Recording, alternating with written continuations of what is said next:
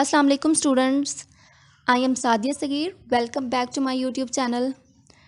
In this video, I will explain the main theme of Pride and Prejudice. Pride and Prejudice is one of the most popular novel of Jane Austen due to its multidimensional versatility of theme. One of the most important theme of Pride and Prejudice is money and marriage. It is also the central theme of the novel. Novel reflects society at the time in which it was written. Women's powerlessness in a patriarchal society. Men dominated all work of life and expected women to attend their every needs. And in order to secure a safe future for themselves, women expended a lot of time and energy learning skill with which to attract a man of substance. As Darcy says, a woman must have a thorough knowledge of music, singing, drawing, dancing, and modern language. Marriage was an important social concern in Jane Austen's time, and she was fully aware of the disadvantages of remaining single. In a letter to her niece Fanny Knight, she wrote, "Single women have a dreadful propensity for being poor, which is a very strong argument in favor of matrimony." The novel of Jane Austen, especially Pride and Prejudice, dramatized the economic inequality of women, showing how women had to marry undesirable mates in order to gain some financial security. Through five marriages, Jane Austen defined good and bad reason for marriage.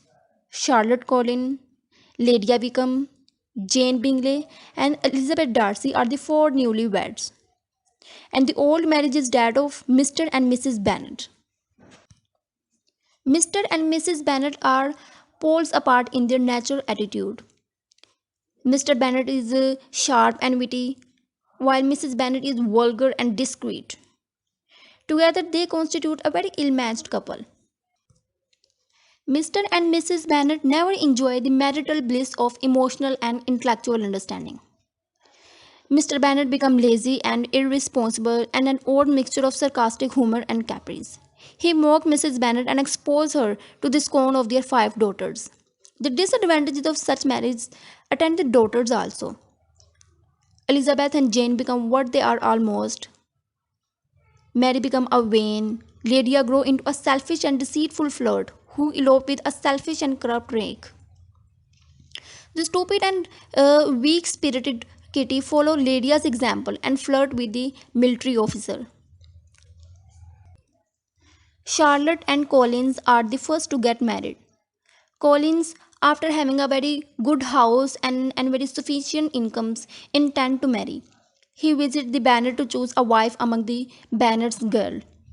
But but Mr. Collins does not have any respect and affection for the girl he intend to marry. So Elizabeth declined the proposal. Collins shifts to Charlotte, who is herself eager to accept his proposal. Obviously, Charlotte also does not think of love. She accepts Mr. Collins under economic pressure. Elizabeth is shocked at Charlotte's engagement. Charlotte defends herself by saying, "I am not romantic, you know.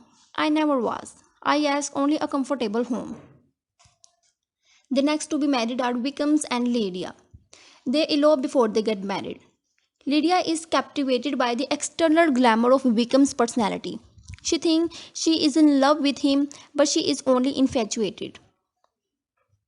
Jane and Bingley are sincerely in love with each other.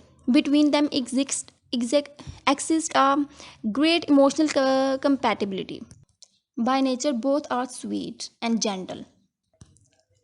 Elizabeth marries last and most desirably. Elizabeth rejects his proposal but accepts his for the second time. Elizabeth and Darcy begin with prejudice and gradually move toward understanding. Elizabeth helped Darcy to shed his pride and be really the gentleman. So, students, after reading the whole novel, we can say that the good marriage based on mutual understanding, love, good sense, and respect. So, students, see you inshallah in my next video. Stay blessed. Allah Hafiz.